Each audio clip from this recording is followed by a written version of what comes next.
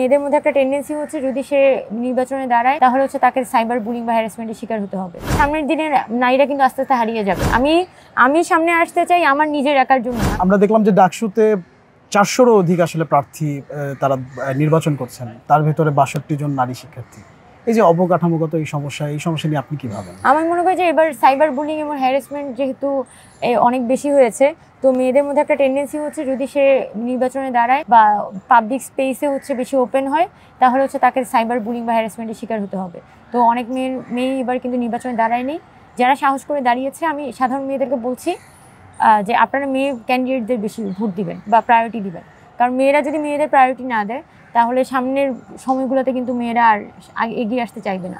তো এটা ভোটারদের একটা দায়িত্ব, বিশেষ করে নারী ভোটার যারা 47% নারী ভোটার, তাদের দায়িত্ব নারীদেরকে আসলে ভোট দেওয়া। এটা শুনতে খুব মনে হয় যে আমি পক্ষপাতিত্ব করছি, কিন্তু ইটস দ্য ফ্যাক্ট।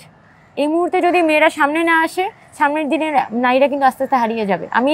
আমি সামনে আসতে চাই আমার নিজের একার জন্য না, আমি আসতে চাই সামনে আরও 50টা মেয়ের সামনে আসার সুযোগ করে দেওয়ার জন্য।